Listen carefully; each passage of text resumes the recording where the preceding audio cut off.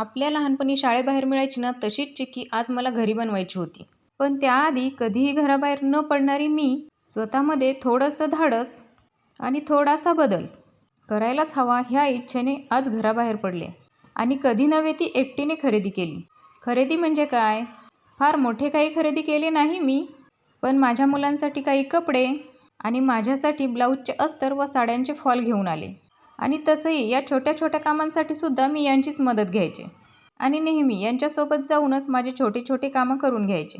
पण आज मात्र यांची मदत न घेता एकटीनंच जाऊन मुलांसाठी कपडे वगैरे घेऊन आले. मगाशी सांगितल्याप्रमाणे आल्यानंतर चिक्की बनवायला घेतली. आता शाळेबाहेर ही चिक्की मिळते की नाही माहीत नाही, पण आपल्या लहानपणी शाळेबाहेर ही चिक्की मिळायची. आता लहान मुलं गूळ आणि शेंगदाणे वेगवेगळे तर काही खात नाहीत, त्यामुळे म्हटलं चला आज मुलांसाठी शेंगदाण्याची चिक्कीच बनवूया. शाळेतून आल्यानंतर त्यांनाही काहीतरी वेगळं खायची इच्छा असतेच. चला तर रेसिपी पाहू. सगळ्यात आधी तर शेंगदाणे मस्त खमंग असे भाजून घेतले आणि मग त्याची सालं स्वच्छ काढून घेतले. त्यानंतर कढईमध्ये तूप टाकून त्यामध्ये चिरलेला गूळ टाकून घेतला आणि पाक बनला की लगेच शेंगदाणे टाकून घेतले.